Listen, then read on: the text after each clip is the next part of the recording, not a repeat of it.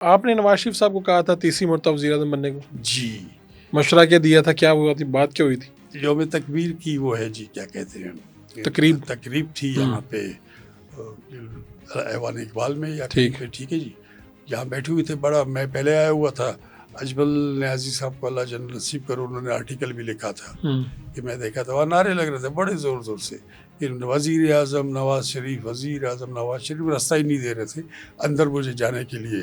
پھر وہ سینیٹر فصیح اقبال ایکس، اللہ ان کو اللہ جنت نصیب کرے، کہ بھائی یہ جو ہے ہمارے چیف منسٹر کو تو راستہ دو یار، یہ آپ لوگوں نے راستہ روکا ہوا ہے. تو میں نے ان کو کہا، میں نے خیر چودھری صاحب ایک تھے بڑے لائٹ موڈ میں کہا، چودھری صاحب وہ وزیر اعظم تو بن رہے یار، ابھی کی بنارے لگا رہا، اگلی بار جب وہ نہیں ہوگا تو پھر جب کوئی اور بننے والا تو آپ ڈیمانڈ کریں. پھر میں نے کی اللہ کی مہربانی ہے جی، میں جرنلسٹ کے ساتھ فرینڈلی تھا، سب کے ساتھ. جی بالکل. آرٹیکلز بھی لکھے ہوئے میرے لیے اجمل نیازی صاحب نے، اللہ ان کو نجات نصیب کرے.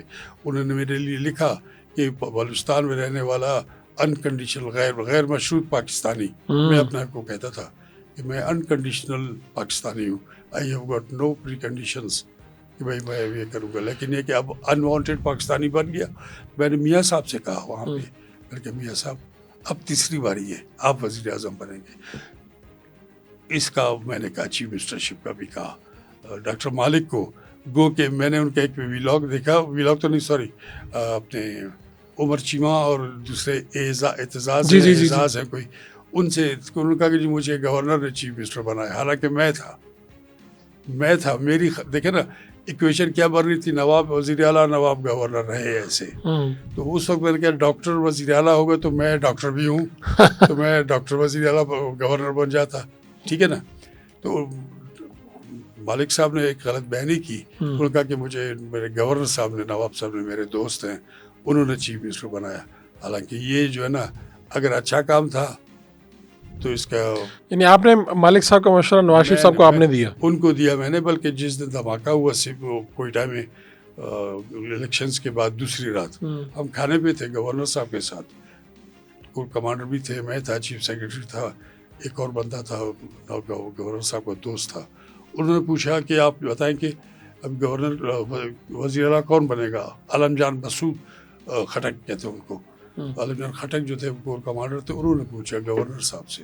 تو گورنر صاحب نے کہا کہ نون لیگ جیتی ہے تو سردار نواب ثناء اللہ جو ہیں وہ چیف منسٹر بنیں گے. تو میرے منہ سے بے اختیار نکل گیا ثناء اللہ صاحب، نواب ثناء اللہ جو ہے چیف آف جالاوان ہیں، نواب اسلم خان رئیسانی جو چیف منسٹر تھے وہ چیف آف ساراوان تھے. میں نے کہا یار فار گاڈ سیک 5 سال جو ہے نا ساراوان تو سہ لیا، ابھی اگلے 5 سال جو ہے نا ہم نے جالاوان کو جھیل رہے ہیں کیا؟ یہ ایک دم آمد ہو گئی مجھ پہ. تو میں نے کہا کہ تو پھر کس کو بننا چاہیے؟